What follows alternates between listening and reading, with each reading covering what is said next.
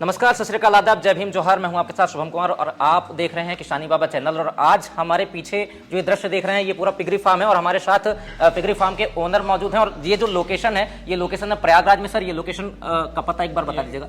कादिलपुर में ये Prayag pig farm के नाम से, फनगांव वाटर पार्क के पास ये जो पिग फार्म है ये मौजूद है।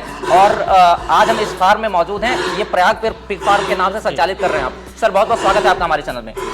सबसे पहले तो मैं ये जानना चाहूंगा कि किस तरीके से ये जो पिग फार्म का निर्माण आपने कराया, सेट बनवाया। आपने कैमरे के पीछे भी वो चीज़ बताई थी कि सेट बनवाने में आपने दो तरीके अपनाए। पहले तो आपने 18 मेल कम जो सुअर हैं कम सुअर की संख्या लेकर के और थोड़ी कम पैसे इन्वेस्ट किए, क्योंकि रिस्क का बिजनेस आपको लगा होगा। तो आपने वो चीज़ सोच करके और शुरुआत करी, एक छोटी शुरुआत करी आपने, ताकि आप ये देख सकें कि कितना फायदा है कितना नुकसान है। आपकी जो स्ट्रेटजी थी, आज हम इस वीडियो में आपको पूरी स्ट्रेटजी सर की क्या थी और किस तरीके से पिग फार्म संचालित करके आज ये लाखों का मुनाफा कमा रहे हैं और किस तरीके से बिजनेस को लगातार आगे बढ़ा रहे हैं। जो समाज में कहा जाता है कि काम गंदा होता है, लेकिन उसके बावजूद आपने उस चीज को नकारते हुए एक अच्छा उसको बिजनेस, प्रॉफिटेबल बिजनेस यूं कहे कि बना दिया है आपने। तो उस क्या स्ट्रेटजी थी, किस तरीके से आपने इसको प्रॉफिटेबल बनाया, आपने किस तरीके से इन्वेस्टमेंट की, आपने इस सेट का जो निर्माण कराया कितने का था, क्या उसमें कितने रुपए का खर्च आया, ये सारी चीजें आप जो है हमारे वीडियो के माध्यम से दर्शकों को बताइए। और किस तरीके से इनको फीड खिलाते हैं वो भी बताइए। बीमारियां क्या होती हैं, कहां से आपने ट्रेनिंग ली या नहीं ली, क्या फीड देना चाहिए,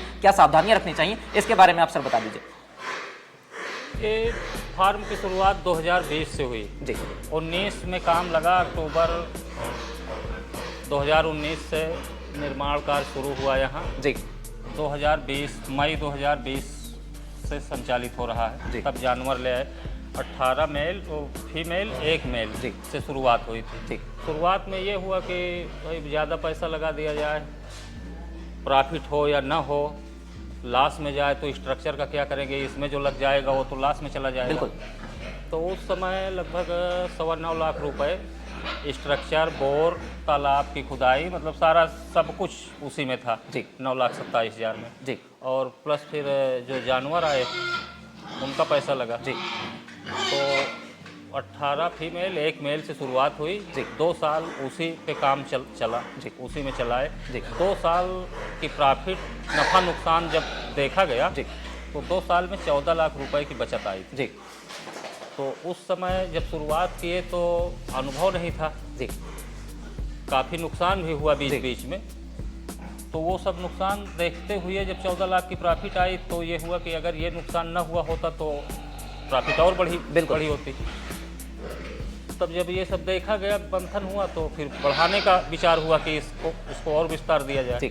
तब इधर का स्ट्रक्चर बना हमारा। यानी एक तरीके से देखिए, मैं कैमरामैन से कहूंगा कि वो दिखाएं जरा। ये जो इसके बगल का स्ट्रक्चर है ये आपने 2020 में पहले बनवाया था। हाँ, और आपने 2 साल का जब प्रॉफिट देखा, उसमें कम अनुभव के साथ आपने शुरुआत करी थी। तब आपको 14 लाख का प्रॉफिट, यानी माने कि प्रति साल 7 लाख का प्रॉफिट आपको हुआ, जबकि ये नफा नुकसान तब था जब अनुभव कम था। यानी कि 2 साल में आपने अनुभव भी लिया और 14 लाख रुपए का प्रॉफिट आपको हुआ। तब आपने ये सोचा कि इस बिजनेस को और आगे बढ़ाना चाहिए, क्योंकि तब तक आपको अनुभव भी पूरा हो चुका था। तब आपने ये दूसरे सेट का, दर्शकों आप देख सकते हैं, ये दूसरे सेट का निर्माण सर ने कराया। इसके बगल वाला सेट पहले 2020 में निर्माण हुआ था। और अभी सर कितने इसमें सुअर अभी मौजूद हैं, छोटे बड़े सब मिला के? इस समय 350 के आसपास होंगे जी। और अभी 15-20 दिन पहले लोड हुआ है माल जी, नहीं तो 450 पौने 500 के आसपास थे जी। 125 पीस सेल हो गया जी। तो इस समय 350 के आसपास हो गए जी। 5 से लेके 550 तक की क्षमता है जी फार्म में रखने की, वही उतने रहते हैं। अब जैसे सेल हो गए जी, तो इस समय थोड़ा सा कम है। ये अब डिलीवरी होगी जी, वो तुरंत पूरा हो जाएगा जी। तो 5 से 550 के आसपास ये रहते हैं फार्म पे जाने। अच्छा, आपका जो फार्म है अभी 500-550 की कैपेसिटी का फार्म है, जहाँ से अभी आपने करीब 100-125 जो फीमेल हैं, मेल आपने किस तरीके की सुअर कटिंग में जाते हैं? अच्छा, कटिंग के लिए आपने भेजे हैं, यानी फूड इंडस्ट्री में ही सारी खपत हो रही है है ना। और अगर ये बात करें कि आपने सारा ये बनवा लिया, 9,27,000 में आपने इन्वेस्ट कर दिया उधर, और लगभग 18 जो आपने फीमेल लाए थे, 1 मेल लाए थे, उसका खर्च कितना था? उस समय 18,000 की 1 फीमेल आई थी, तो उसी रेंज में बोर भी 18,000 का पड़ा था जी। तो अब तो जोड़ लीजिए कि 18 फीमेल 1 मेल का 18,000 के हिसाब से जी उस समय ये खर्च आया था। लेकिन इस खर्च से हट करके जो खर्च है इनका फीड वाला, बिल्कुल, वो महंगा पड़ता है जी। जैसे इस समय तो एक बच्चा तैयार करने में 1 कुंटल के रेंज में ले जाने में सारा खर्च जोड़ करके लमसम 10,000 रुपये खर्च आ रहा है जी, जिसमें लेबर की सैलरी, बिजली की बिल, ये सारे खर्चे जो है वो जोड़ करके लगभग 10,000 एक बच्चे पर खर्च आ रहा है। अगर हमारे पास इस समय जैसे 40 मादा हैं जी, और 40 मादा के बच्चे डिलीवरी के बाद औसतन 8 बच्चे 9 बच्चे होते हैं जी। तो अगर 8 का एवरेज लिए तो लगभग 320 बच्चे हो गए जी। उनको तैयार करने में अब 320 गुणे 10,000 जोड़ दीजिए, कितना खर्च आएगा। तो वही खर्च मेन होता है। यानी कहीं ना कहीं अगर आप इस बिजनेस को करना चाहते हैं तो फाइनेंशियली आपका पिलर मजबूत होना चाहिए, तभी इस बिजनेस में आपको घुसना है। लोग कह देते हैं कि छोटी शुरुआत करके भी कर सकते हैं, 1-2 फीमेल मादा ला करके कर सकते हैं, लेकिन कहीं ना कहीं जब आप बिजनेस पर्पज से घुस रहे हैं तो फाइनेंशियली अगर मजबूत रहेंगे तो इस बिजनेस में जल्दी आगे बढ़ने की ग्रोथ जल्दी हो सकती है। जितना फाइनेंशियल सिस्टम आपका मजबूत रहेगा, प्रॉफिट उतनी बढ़ेगी। जैसे हमारे यहाँ ये होता है कि कभी कभी 7 कुंटल राशन की खपत पर डे होती है। अब हमारा सब कुछ बाहर से आता है, मक्का जैसे इधर MP से आता है, छिंदवाड़ा साइड से। अब उधर का सीजन खत्म हुआ, इधर बिहार का चालू हुआ, आज गाड़ी आ रही है बिहार से मक्का, तो 30-32 टन 35 टन की गाड़ी आ गई। हमें लमसम 1 रुपये वो सस्ता पड़ जाता है लोकल लेते हैं तो। और इसी तरीके से जो सोया DOC है वो डायरेक्ट कंपनी से मंगाते हैं। मिलता तो प्रयागराज में भी है हमारे यहाँ, लेकिन वहाँ से उठाते हैं तो यही सोया DOC कम से कम 3 रुपये महंगी पड़ती है, मक्का 1 रुपया महंगा। और फिर वहाँ से हम पल्लेदारी देंगे, गाड़ी का भाड़ा देंगे लोकल, तब हमारे फार्म पे आएगा। तो मोटा मोटा ये समझ लीजिए कि 1.25 रुपये kg एक्स्ट्रा। अब अगर 1 कुंटल की खपत जिसके यहाँ है उसका 125 से 150 रुपये पर डे। बिल्कुल। और हमारे यहाँ 7 कुंटल 6 कुंटल 7 कुंटल 8 कुंटल प्रतिदिन की खपत है जी। तो अब अगर एक रुपये मिनिमम जोड़ ले तो 700-800 रुपये तो हमारा वही बचत आ रहा है। हम बाहर से मंगा रहे हैं, अगर यहाँ से मंगाते तो उतना खर्चा और हमारा बढ़ जाता पर डे का 700-800 रुपये। तो वही है कि जितना आप पैसा लगाएंगे उस हिसाब से बचत होगी। यानी एक तरीके से बिजनेस में माइक्रो लेवल का हिसाब किताब रखना पड़ता है, और एक पाई का अगर हिसाब नहीं रखेंगे आप तो उसमें नफा या नुकसान बहुत ज्यादा भी हो सकता है। हिसाब तो रखने पड़ेगा, बिना हिसाब रखे कोई धंधा नहीं चल पाएगा। आपको पता ही नहीं चलेगा कि हम नुकसान में जा रहे हैं कि फायदे में जा रहे हैं। अब हमारे यहाँ तो बच्चा जब अलग करते हैं तभी से उनका केयर अलग ढंग से होता है। उनका वेट करते हैं पूरे बच्चों का, और उनको कितनी फीड खिलाए 15-15 20-20 दिन पे उनका फीड देखते हैं कि किस क्वालिटी का खिलाए, कितना खाए, कितने पैसे का और कितना वेट गेन ये किए। तो वो निकालते रहते हैं कि हम कितने प्रॉफिट में जा रहे हैं, हमारी फीड सही चल रही है कि कुछ इसमें संशोधन करना पड़ेगा। तो वो समय समय पर वो बदलाव होता रहता है। यानी कुल मिला के वजन का खेल है। अगर सुअर का जो बच्चा है ना, उसको अगर तैयार करना है तो उसकी फीड पे फोकस करना होता है ना? वही मेन है। फीड पे अगर फोकस किए, फीड सही आपकी मिल रही है, ज़्यादा से ज़्यादा इनको 6 महीने में 1 कुंटल का हो जाना चाहिए। अगर ज़्यादा समय लिए तो कहीं ना कहीं आपके फीड में कमी है, रख रखाव में कमी है, फिर वो आपकी बचत कम होती चली जाएगी। फीड ज्यादा खाएंगे तो उस पे आपका ही पैसा घुसता जाएगा और वो जो प्रॉफिट होना था वो लॉस में जाएगा।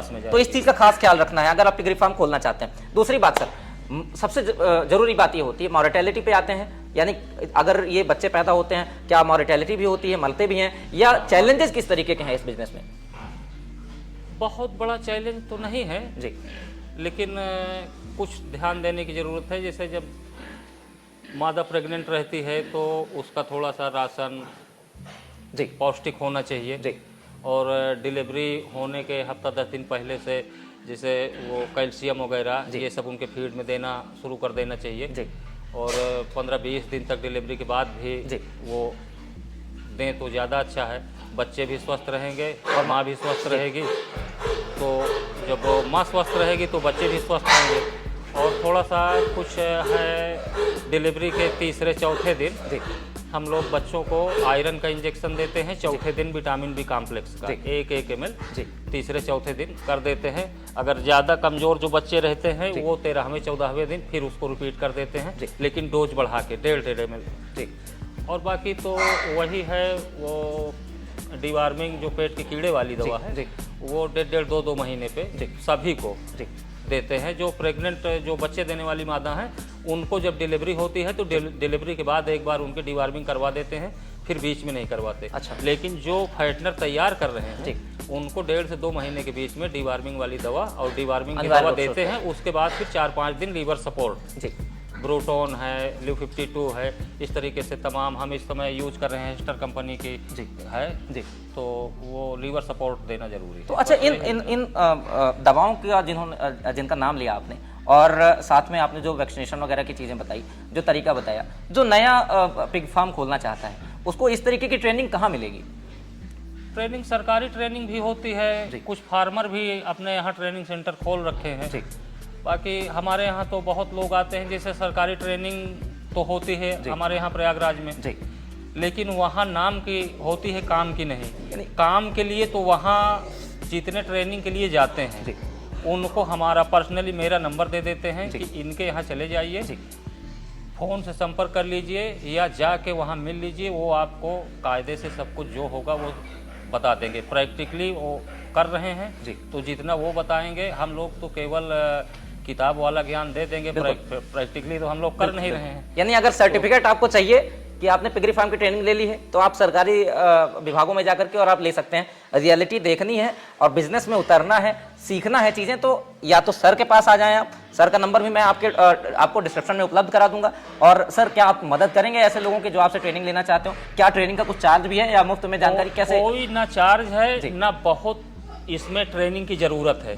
केवल वो 2-4 बार हमारे यहाँ चला आए 1-1 घंटे के लिए, या तो जब हम कहें जैसे ट्रेनिंग में और बहुत कुछ नहीं है, वही एक डिलीवरी के समय वो आ जाए, मौजूद रहे, एक डिलीवरी देख ले, जब उनको बच्चों को टीका उका लगाते हैं वो देख लें और खस्सी करना देख लें। इतना प्रैक्टिकली देखना है और तो हम सब बता देंगे। यानी समय समय पर जब जिसको ज़रूरत है फ़ोन करेगा, हम बताते हैं।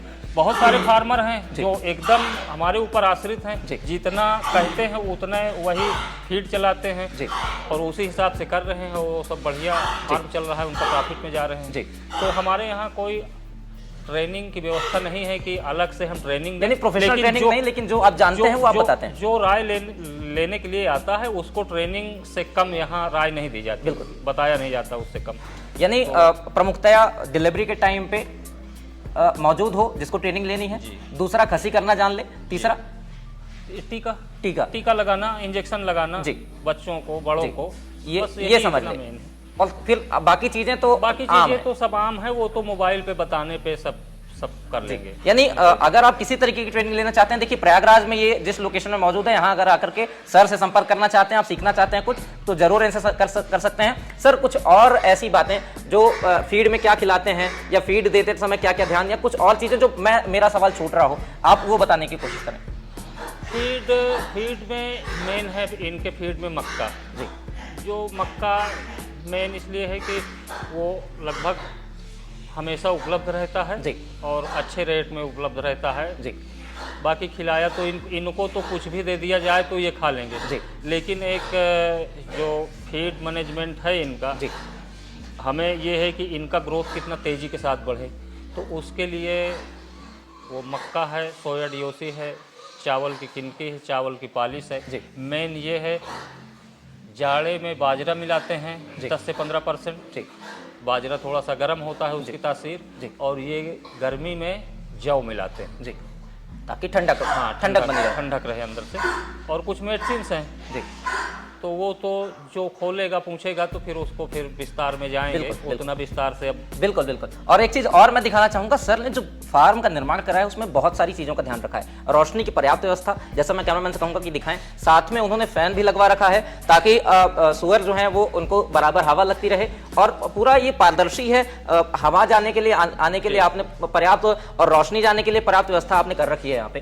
साथ में आपने ये हवा, गर्मी को बाहर करने के लिए आपने ये एग्जॉस्ट भी लगा दिया है। तो ये सारी व्यवस्थाएं कैसे आपके दिमाग में आई, ये सारी चीजें कैसे आपने एक छोटी छोटी बातों का ध्यान रखा आपने?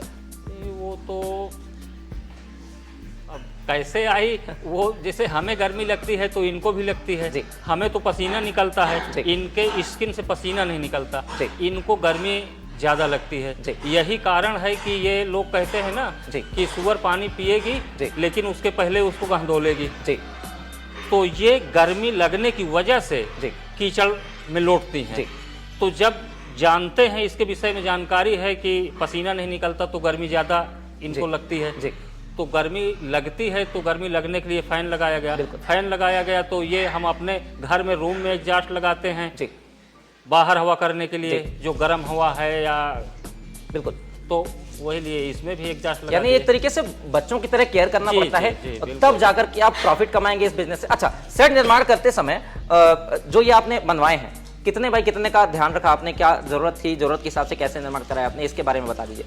फीमेल के लिए तो 11 बाई 6 साढ़े 6 फीट का जी। रूम पर्याप्त है जी। फीमेल, जिसमें जो डिलीवरी जिनसे लेना जी। है। और फाइटनर के लिए तो आप कितना भी छोटा बड़ा करवा लें, उसमें तो कोई दिक्कत की बात नहीं है, वो अपने ऊपर है। थोड़ा सा बहुत बड़े बड़े रूम हो जाएंगे तो प्रॉब्लम ये रहती है कि हम एक बार में कितने बच्चे अलग कर रहे हैं। कम से कम जब हमको अलग करना है तो एक ही रूम में डालेंगे जी। या 2 रूम में, ज़्यादा हो जाएंगे 2 रूम में डाल देंगे। जी। लेकिन अब जैसे हमारा ये रूम है जी। ये 16 बाई 18 का है जी। ये बोला। इसमें हम 25 से 30 बच्चे बड़े जो 1 कुंटल के रेंज में रहते हैं वो रह लेते हैं। जी। और जब छोटे बच्चों को अलग करते हैं तब तो 45 50 बच्चे डाल देते हैं। लेकिन जैसे जैसे बड़े होते हैं उनको दूसरे कमरों में शिफ्ट करना पड़ता है। तो जैसे अभी इसमें हम ये 18 बाई 16 का रूम है, जी। हमारे पास 2 मादा का बच्चा है जो जिनको हम अलग कर रहे हैं। जी। अब वो 15-16 बच्चे इसमें डाल दिए, जी। पता चला कि 20 दिन बाद फिर 2 मादा जी। का अलग करना है, जी। तो फिर इसमें नहीं रह पाएंगे वो बच्चे, छोटे बड़े हो जाएंगे, फिर वो रह नहीं पाएंगे। तो हमारा ये 15 बच्चे में ये रूम फंसा रह जाएगा। तो इसलिए कुछ रूम बड़े होने चाहिए, कुछ छोटे भी होने चाहिए कि उसमें कम बच्चे हैं तो हम उतना अलग कर दें एक बार में। जी। तो वो फाइटनर के लिए तो कोई मायने नहीं है कि कितना बड़ा रूम है कितना नहीं है, जितना बड़ा रहेगा उस हिसाब से उसमें संख्या हो जाएगी बच्चों की। और मादा वाला वो अगर आधा खुला आधा बंद, जैसे हमारा उधर बना हुआ है, जी। जी। तो वो तो बना है 18 बाई 8 में। जी। उसमें 2-2 फीमेल रह रही हैं। अच्छा। साथ में। जी। लेकिन सिंगल फीमेल रखने में ज़्यादा अच्छाई है। अच्छा। हाँ, डबल वाले में थोड़ा सा दिक्कत होती है तमाम चीज़ों का। एक मादा को कोई अलग फीड हमें देना है तो फिर दोनों खाएंगी, बिल्कुल ये दिक्कत है। और कब किस मादा की डिलीवरी हो रही है तो या तो टैग लगवाया जाए, टैग नंबर से रजिस्टर मेंटेन करें। बिल्कुल। तो टैग लगा नहीं है हमारे यहाँ, जी। टैग नहीं लगा तो वो थोड़ा सा मेंटेन करने में बड़ा दिक्कत हो रही है, रजिस्टर मेंटेन करने में। कब क्रॉस हुई, कब डिलीवरी किसकी हुई, कितने बच्चे आए, किस बोर से वो क्रॉस हुई थी, ये सब देखते हैं हम लोग कि किस बोर से किस फीमेल को क्रॉस कराया गया है तो उसका रिजल्ट कैसा है, दूसरे से क्रॉस कराया गया है उसका रिजल्ट क्या है। तो ये सब थोड़ा सा अच्छा वो उसमें प्रॉब्लम आ रही है। सिंगल मादा जब रहती हैं तो वो ठीक रहता है। अब जो निर्माण आगे होगा वो सब सिंगल मादा का लगभग 125 रूम बनवाना है हमें। अभी जो फार्म बना हुआ है टोटल एरिया कितना होगा इस फार्म का? ये जितने में फार्म बना हुआ है ये 113 बाई 84 फीट में बना हुआ है जी। और जगह तो बहुत, और इधर पीछे साइड में तालाब है उसमें भी। अच्छा, ये तालाब जो आपने बनवाया है ये आप इनके मल का उपयोग करने के लिए वहाँ पे इसी को जी, इसमें जब धुलाई होती है तो नाली से बह करके उसी तालाब में वो डंप होता है जी। वहीं से फिर किसान लोग अपना खेती सिंचाई के लिए उपयोग करते हैं। सिंचाई करते हैं, खाद की बचत हो जाती है जी। इन टोटल खाद यही टोटल अगर इस तालाब से जिस खेत में सिंचाई होती है रासायनिक खाद डालने की जरूरत नहीं है किसी फसल में जी। यानी किसी भी तरीके की कोई केमिकल यूरिया डीएपी डालने की आवश्यकता नहीं है अगर आप ये डल गया है। तो देखिए एक चीज का फायदा ये भी है कि अभी सर के जो फार्म में है 300-350 जो है सुअर मौजूद हैं, छोटे बड़े मिलाकर के, मेल फीमेल मिलाकर के, और कुछ 100-125 के लगभग आपने निकाल दिए हैं, सप्लाई कर दिए हैं। 10-12 दिन हुआ, 10-12 दिन मुश्किल से मुश्किल हुआ, और इनका जो मल होता है उसका भी उपयोग हो रहा है। यानी एक एक चीज यहाँ पे उपयोगी भी है और सावधानी के साथ सर इस प्रयाग पिग फार्म को चला रहे हैं। और कोई सवाल मुझसे अगर छूट गया हो तो आप कमेंट बॉक्स में जरूर डालिएगा, मैं वो सर से कांटेक्ट करके आपको बताने की कोशिश करूंगा। साथ ही सर की अगर कोई मदद आपको लगती है कि लेना चाहते हैं तो सर भी बराबर मदद करने के लिए तैयार हैं। इनका जो लोकेशन है वो भी मैं डिस्क्रिप्शन में डालूंगा, और बाकी कोई जानकारी अगर छूट रही होगी तो हम अगले वीडियो में या सर से संपर्क करके कुछ और बताने की कोशिश करेंगे। आप हमारे चैनल को सब्सक्राइब जरूर कर लीजिएगा, और ताकि हम जो नए नए वीडियोस नए नए अपडेट्स लाते हैं वो आपको तत्काल मिल सकें। बेल आइकन भी दबा लीजिएगा ताकि ये नोटिफिकेशन आपको तुरंत मिल जाए। तब तक के लिए दीजिए इजाजत, नमस्कार।